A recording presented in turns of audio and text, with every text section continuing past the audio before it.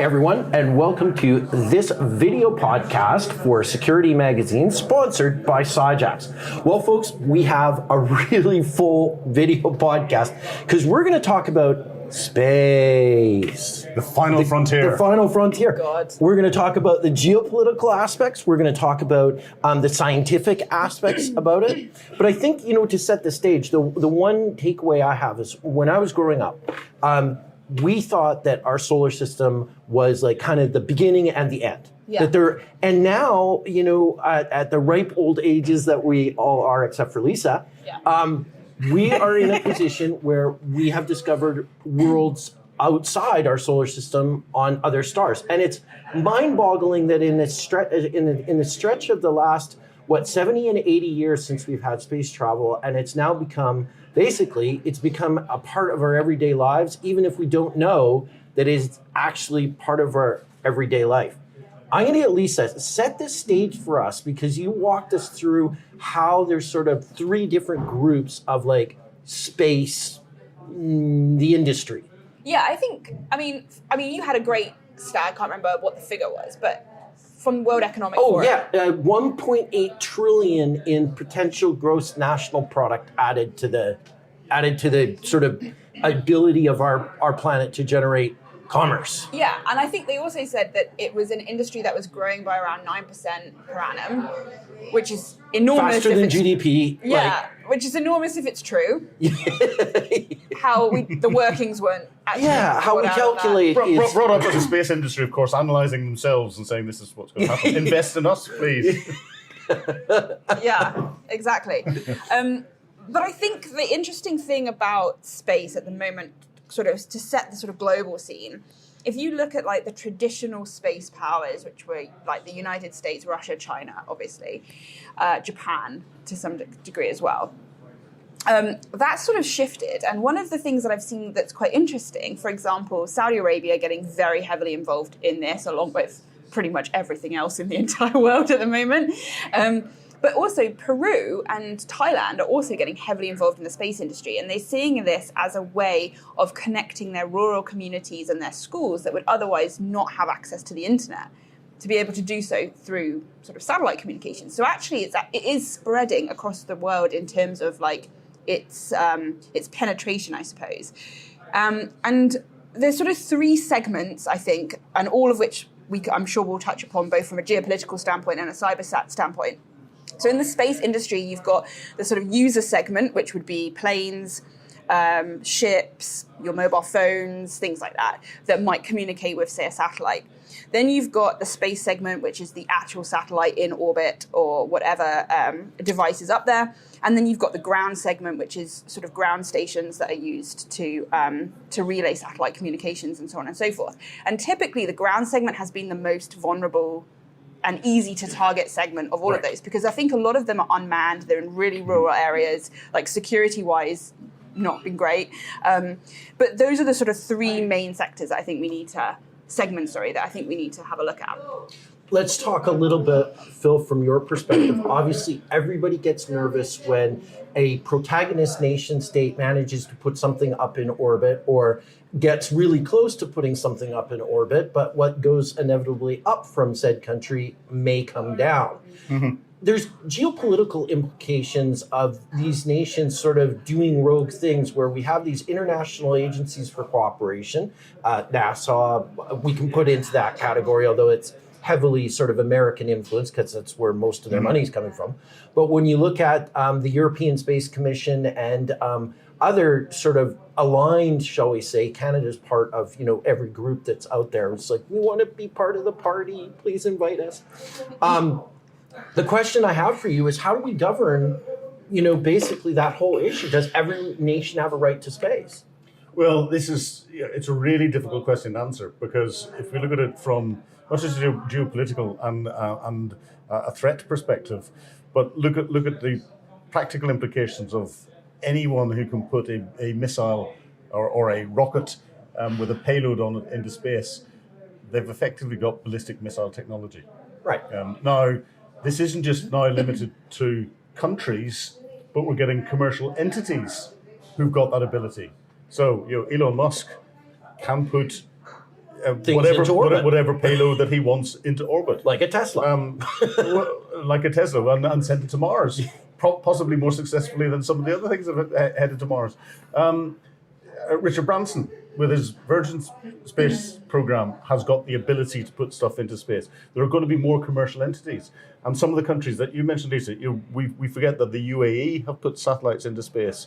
There's alongside what everyone looks at as a nuclear arms race, there's a ballistic missile arms race going on between different countries. The ballistic missile arms race is significantly ahead of where some of the known nuclear technologies are, but it's not just nuclear weapons. It's the ability to do damage to that $1.8 trillion worth of potential that's in space by either deliberately targeting things that are up there, or more likely accidentally interfering with what's going on and creating a sort of domino effect of catastrophe going through space.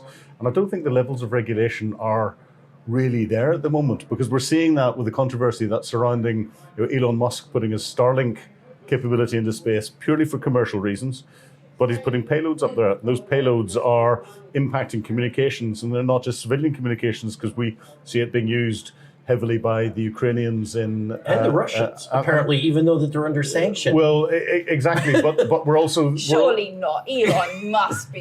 He's a straight up guy. There's no way. We're also then seeing Elon Musk and his commercial team turning on and turning off the capabilities that they put into space, and that isn't going through any nation state or got any international body oversight in what's going on, and they're making these commercial decisions. So I think from a threat risk perspective, and look at that from a potential impact perspective, space is the Wild West at the moment. And unless we get something in very quick indeed, and the 1969 or 68 or 67 Outer Space Treaty is not fit for purpose, in the same way that in the UK the 1990 Computer Misuse Act is not fit for purpose. It's time for international organizations to get together and come up with some proper regulation over and above what's in place at the moment, to try and make sure that when you put a satellite in one particular bit of space, that someone else isn't going to try and put another satellite in exactly the same place. That level of coordination, everything's going on at the moment, but it's understanding the what's going up, who's controlling it, why is it going up, where is it being authorized. This isn't happening on an international basis, so it is a space race. And I think we're starting to get to the point where we're going to have to clear up some of the mess. And certainly the generations ahead of us, the mess that we're leaving for them up there is phenomenal. That's actually probably one of our best segues ever, because we're going to talk about the cyber mess that is in space. Specifically, we're going to talk about it because there is a whole bunch of legacy tech floating around out there. Some of it is still critical and in use today, but others are defunct and kind of just represent something heavy that you could accidentally hit that's flying around at an ungodly speed around the planet. Is the cyber threat to space a real thing? Are people really concerned that satellites could be moved or communications could be disrupted via a cyber attack? I think there's a really big difference between what would be possible and what would actually happen. And I think one thing that we've seen, and Phil and I were talking about it before we started filming, was like the ship that hit the bridge in the United States. Right. And instantly that sort of descended into this bizarre narrative about how someone has hijacked the controls on the ship and all done this through a cyber capability because some film said it was possible. Yeah. And then crashed it into the bridge, and that's it. And we were talking about, okay, yeah, you've got the capability to do that. We definitely would have the capability to do that. We know that jamming, we know that interception of data, hijacking of guidance systems, technically possible, right? There'll be people out there who would have those capabilities, probably. The opportunity is there because the attack surface is there, right? Same for the ship. But what's the motivation of the actor to do that? And I think that's where you've got to start questioning things. And like Phil said, we've got a load of different countries who have lots of different legacy tech up there. It's not just the Americans who've got legacy tech. The Russians have got stuff. The Chinese have got stuff. So again, it's a bit like that nuclear arms race. It's like, okay, at state level, why are we doing that? Right. What's the motivation? And are you starting something that you don't want to be starting? And then at sort of cyber attacker level, again, I think the problem you have in the cyber community is often the narrative suddenly swings to people crashing satellites into the Earth and killing loads of people. Right. The reality of that, I would say, is probably pretty low. I think the higher chance of something happening is interception of data. Yeah. That's probably where the bigger problem is. And that can be done at the point that the satellite's designed and assembled, so interfering with the hardware that's produced in a specific country whose name we won't mention, and it's put into the satellite and can be used to intercept data. The infamous backdoor. The backdoor. The backdoor. But also sort of getting into ground stations and interfering with the data as it comes into there, or interfering with the data as it passes through your endpoints, your plane or your ship or your mobile phone. And I think that then is less sexy, but it's probably a more realistic, immediate threat to a lot of this stuff. Again, when we talk cyber attacks, people automatically think that you're going in to try and take control of something and move it to do something different. When in reality, as we see in the normal cyber environment, the theft of data, stealing data, putting something in there that's continuously listening to what's going on with all the communications that's going through is much more valuable to you. Yeah. We've seen recently the GPS spoofing that's going on around Ukraine and elsewhere, and that is having a physical effect, and that is you using a control mechanism over something in space at some stage electronically or through the cyber environment to spoof the GPS, and that's having a military effect. That's causing nations then to go, we need to get something that can't be spoofed, and we put our own stuff up and is enhancing the space race that's going on. And I think, one last thing, like DDoSing. Yeah. Like cutting out communication so you can't use GPS. Yeah. That would be pretty useful. Yeah. Right? And, so and again, can be done. The technology exists today. It's very easy. It always just comes back to that CIA stuff. Confidentiality, integrity, availability. And it's not sexy because it's not crashing a satellite into the space station and then crashing the space station into the Earth. Right. But that's probably what we're And it's all down to effect. Capability and effect. You've got a capability to do anything that you want, but where are those that want to and have the technology to interfere? What's the effect that they want to get? And most of that effect is I class them as soft effects. Yeah. They're not trying to do something hard. It's something soft. They keep that vulnerability hidden and open, and their ears open and listening and hoovering everything in. I'm reminded of sort of like our approach to space right now reminds me of the Cold War era of submarines trailing submarines. Yeah. Because what happens underwater is really difficult to figure out exactly what's going on. Mm-hmm. Space has some of those capacities as well, where for every American communications satellite, there may be some other nations that we're not going to name right nearby. Russia and China. Those guys. Yeah, we're not naming them.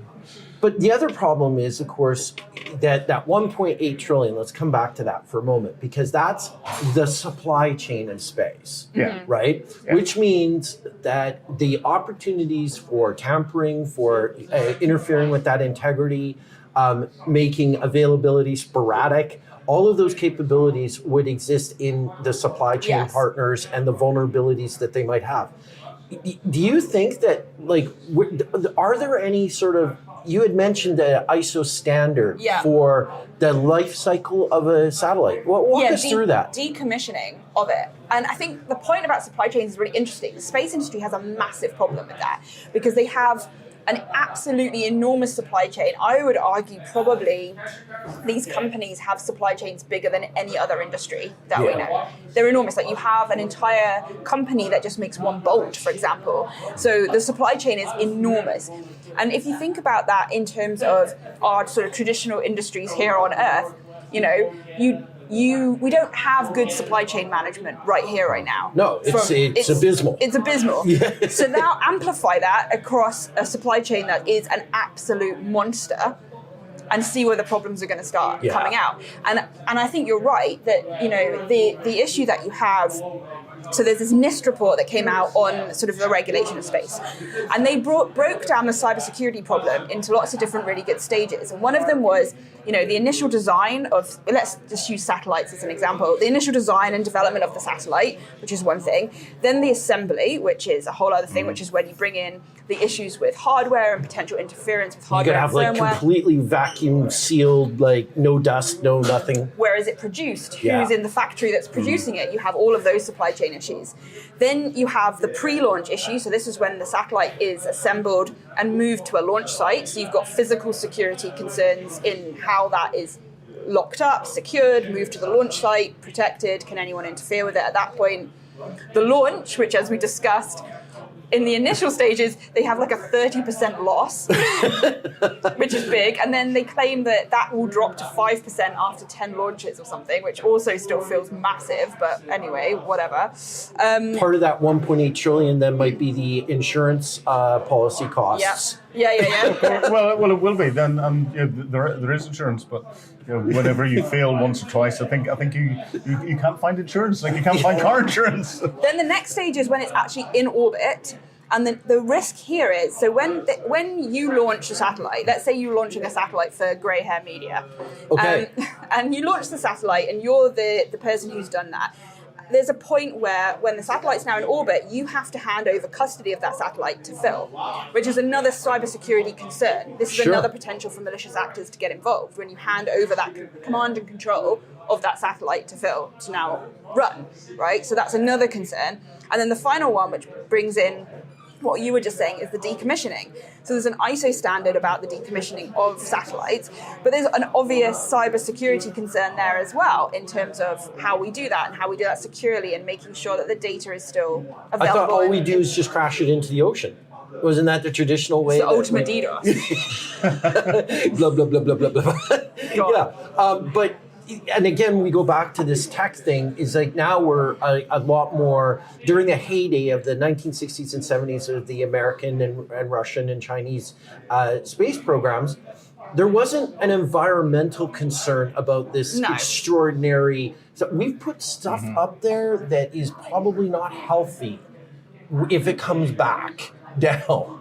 Yeah. And I guess, from the perspective, Phil, my satellite, so country A's satellite, crashes into country B's satellite, and then a debris field is created, and then stuff starts raining down on country C.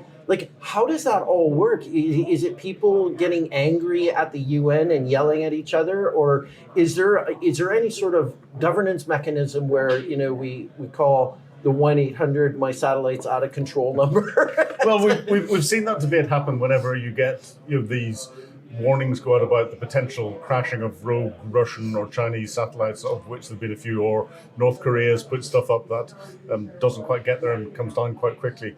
And it's a factor that has to be looked at by those that are planning the launches and everything else. But I think the ultimate responsibility for anything that could happen for something coming down goes back to the nation state or the company that owned it in the first place. And that's where, you're the international legal expert, from an international legal perspective, that's where liability would probably lie. But I don't think it's been tested. And you're 100% right that there's some really nasty stuff up there. There are some satellites that are being powered by nuclear reactors, and we wouldn't necessarily want a nuclear reactor to start burning up in their outer atmosphere on the way down. Now, they're designed that they wouldn't do.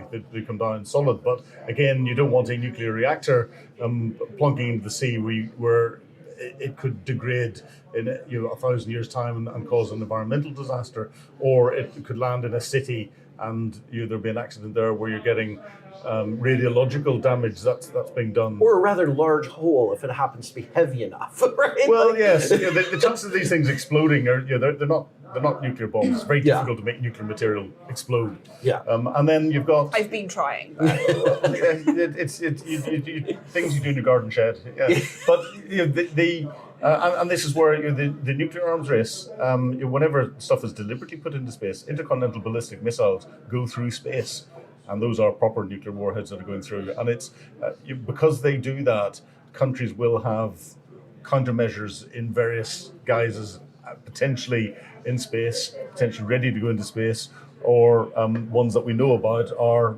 land or sea based, ready to be employed if necessary. I want to explore that because remember back at the end of the Cold War, America did what was almost like a psyop against the Soviets at the time.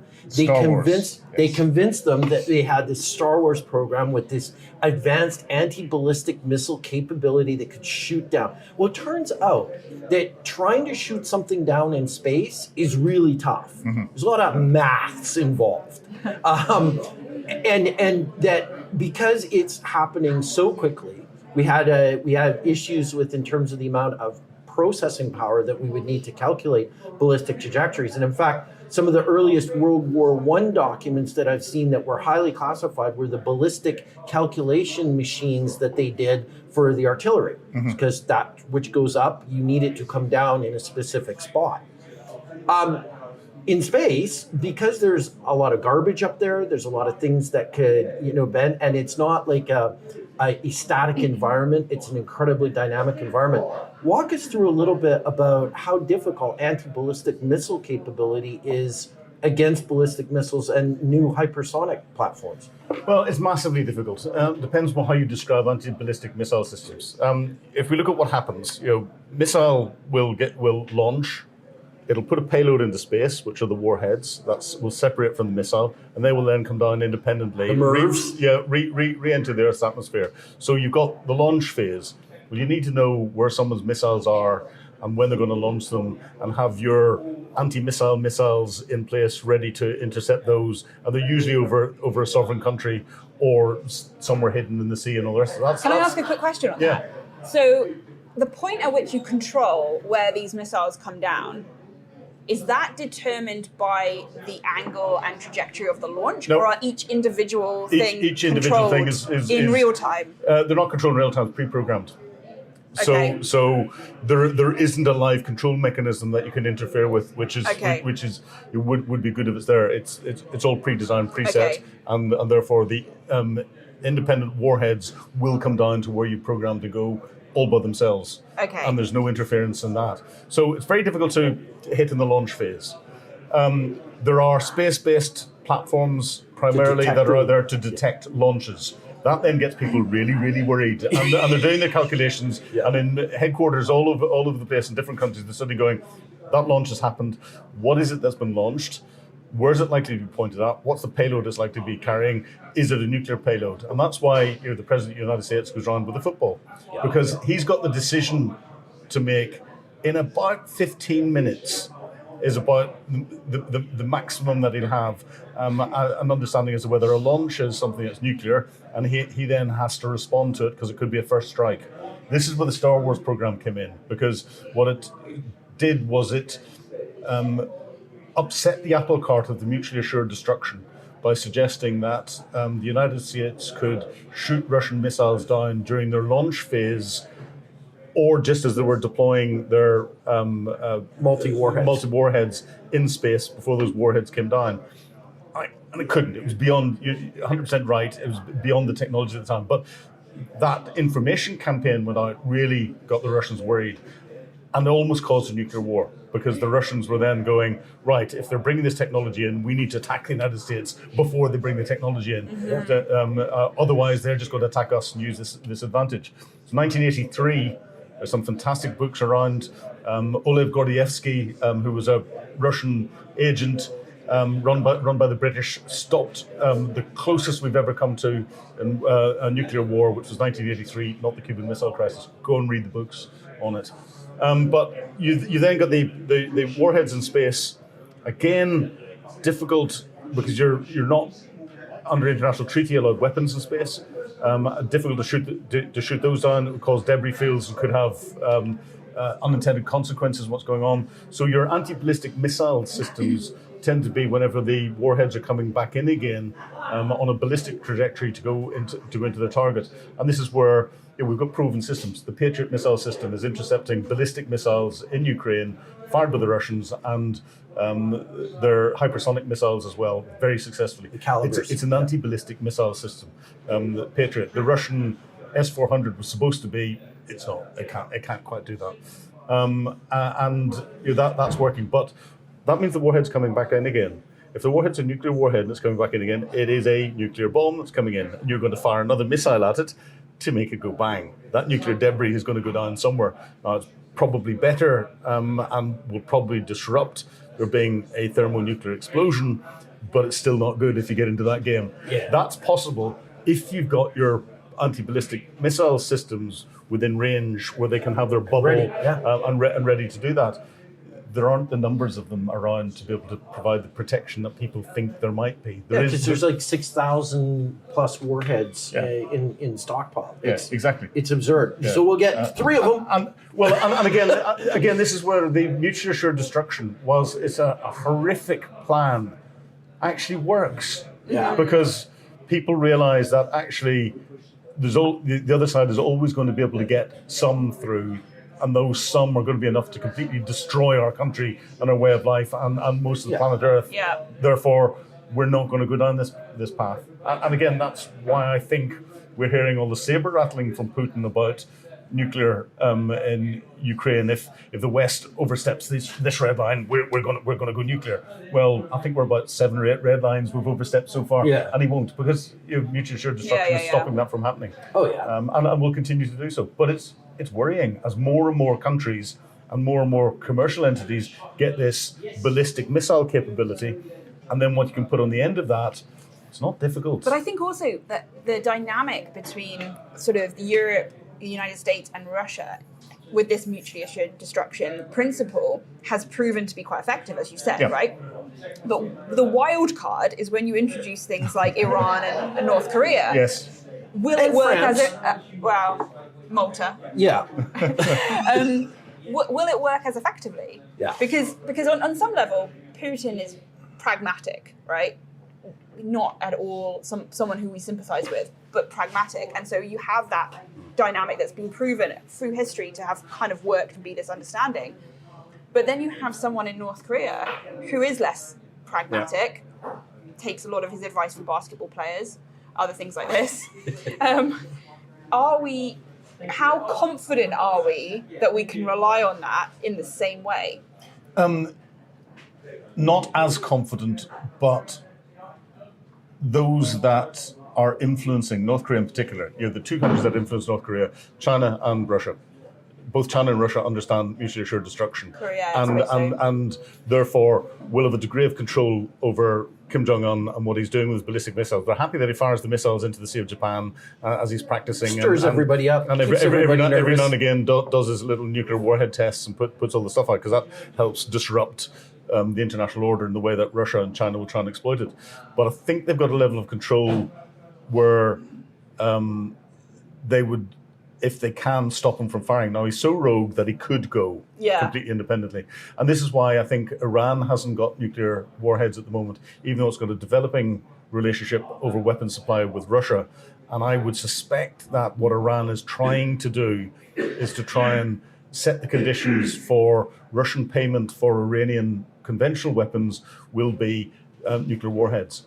Now, they won't be there at the moment, because if they were there at the moment, the Israelis would have found out, and the Israelis would have gone and it would have been blown Tehran up. And of course, we've got the rumours that Israel is a nuclear nation as well, and therefore, if it came to that threat that there was potentially against Israel, I think would probably be the first country that would have less qualms about using a nuclear weapon against another major population centre like Tehran, if they thought Iran was going to have nuclear weapons. The Israelis are playing an entirely different game in calculus. If they felt that there was an existential threat to their country from anything else, they're gonna react on biblical levels. I think is the best way of describing it. And that's why the other nations where there's rumours of weapons around. Pakistan, India. Pakistan, India, we know, but there's rumours that Saudi Arabia may have a capability, which the same rumours turn around and say that it was bought or donated by Pakistan, but it will be keeping that regional. Trying to keep that regional peace, and that's why Iran wants it, because it thinks that Saudi has got, and it wants to keep that mutually assured destruction feeling going and everything else. There is a nuclear arms race. And that was also funny because in our previous video podcast on the back of your Kazakhstan adventures, the adoration of Macron, the French president, it was directly result because of the massive investment in uranium mining. Or is it Mongolia? Yeah, okay. So wandering around Ulaanbaatar at Christmas, and I remember messaging you, and I was like, it's really weird. Like, there's pictures of Macron everywhere, all around the capital of Mongolia. As he was doing his boxing, did you see his boxing pictures? Just like idolizing him on a level that I've never seen anywhere, not even in France, nowhere. And when you Googled, didn't you? And you were like, oh, this is why. And I was like, this okay. massive investment into uranium mining in Mongolia. But this is all part of that supply chain that we talked about. Now, I want to talk about a couple of the advanced technologies that we've had come out. So there's something called the Deep Space Network. And the Deep Space Network is the thing and system and protocol that allows for communication over vast distances, right? We had Voyager, who's now outside the solar system at, I can't remember the term, but it's in the solar medium now. It's outside the influence of our own solar system. Having said that, we're able to move a robot around Mars. And that's fascinating to me at a level that, will soon open up the doors to explore the other planets and stuff like that. How long, flat out, how long do you think before we before we colonize a place like Mars? A very long time. Really? Yeah. Okay, you're not as optimistic. No. Okay, why? I'm curious. I think the problem with Mars, as I understand it from a human colonization perspective, so obviously we can get robots there. We've had UAVs. We've had quite a lot of success. I remember actually when they landed that on Mars, and then they had to do an update, and everyone in the cyber community was so jealous because they managed to push through this update onto the UAV within like 24 hours, and it was done and it worked. We were like, we can't even do that on Earth. Yeah. And you've updated this thing that's on another planet. Damn it. Yeah. 99%. Yeah, exactly. But there's lots of problems with Mars that I just don't think are immediately solvable from a human life sustainable perspective. There's actually also international conventions, which is really interesting, on, for example, like interference between planets in terms of like biological matter. So, for example, like you can't bury somebody on Mars if they were to die on Mars. You can't, like, the human waste and stuff like that can't be put on Mars. They have to be kept completely separate, and the stuff from Mars can't be brought back to Earth, which is, probably correct because sci-fi films, which I'm basing all of this off of, don't tend to look that positively. That's when the aliens get in. Yeah, and it goes sideways. And it goes sideways. Or giant robots. I think there's a lot of... I know Elon put forward this idea of mirrors over Mars to try and melt the ice in one of the he was ice even caps. more nuts. Previous to that, there was a suggestion that they nuke Mars. Yes. Right? To create an atmosphere. Yeah. Yeah. Because there's a lot of issues that I don't think have been at all solved. Plus, there's this issue with distance. So one of the really interesting things from a launch perspective with Mars is that the window for launching something to go to Mars is really small. Oh, okay. It's not even every year. Because in order for you to have the distance between Earth and Mars to be sufficiently small that you could travel with any meaningful amount of time from a battery perspective and whatever else, it has to be at that point that Mars and Earth are going to basically cross paths, well, not cross paths, but come past each other in a parallel situation. And that doesn't happen very often because the distance is so immense.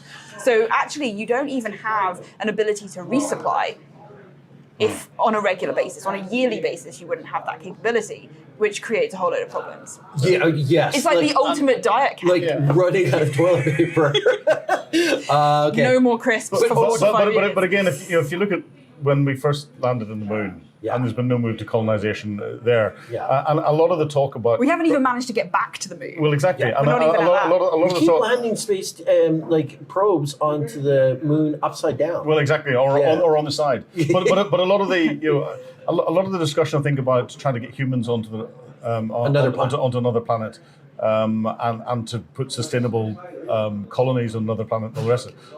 are ambitions. They're aiming marks. And what those aiming marks allow companies to do then is to develop technologies on a path to get to there. You may never get to the ultimate place because there are practical things that you just can't get round. You know, Mars, I think one of the big ones is the level of irradiation that the human beings would have in the Being path of flight exposed to, there yeah. means that the chances are that if you could get them back, they're not going to come back alive. I think it's a PR thing. You think so? Yeah, Yeah. because I think it keeps the public interested in space. Well, that's true. Because yeah. the vast majority of this 1.8 trillion industry is communication satellites and Yeah, GPS That's true. Yeah. and stuff like that. It's not that cool. No one really cares. I mean, people don't even really care about updates on their iPhone, let alone anything else. But they still want to get all the TV channels. But if you start saying we're going to have a moon base and then we're going to have people colonizing Mars, well, that triggers sci-fi movies and cool I stuff. love Moonbase. And it keeps the public support for what is pouring quite a large quantity of government and public and private money into an industry that's blowing stuff up. Yeah. You know, it's always been the situation. And At NASA, a rate of about 30%. and NASA had this with the space shuttle, right? Yeah, yeah. The space shuttle was completely useless. It was a terrible invention. It was really expensive. It wasn't cost effective. It was just a disaster. But it kept public support. It did. And people loved it, and they'd turn up for the launches. And Well, so then and- people could keep putting money into the space program. And the economic benefits of that are you're finding that you will get investments into small companies and small technologies and all the rest of it that would be so horrendously expensive if you're trying to do that from a commercial perspective on Earth for something that you're looking. But you're getting inventions that are proving useful once they've been through the whole space program and brought to their ultimate end, and then can be used back in on Earth. But it could never be developed if there wasn't something ambitious like a space program. I do think there's a bit of sort of nation-state muscle flexing as well. So obviously China landed on the dark side of the moon. That was like, woo, yay. Then India, I think, landed on the pole, the pole of the moon. And so there was like, I think there's a little bit of this where it's like, look what we can do, like our space program. It started that way. Sputnik going up, the Americans suddenly went, oh my goodness, right. So how are we going to beat Sputnik? Yeah. Put a man on the moon. Do it. The motivation was to get one over on the Russians because the Russians had got one over on the Americans. And we're still in that game. And we're still in that game. 100%. Well, you know, things change. The inevitable sort of progress of technology. This was our look at space for all of our valued viewers. And we look forward to seeing you guys on the next one. To boldly go where no man or woman has gone before, or is it going bold? Smashed it. I don't know. I don't know.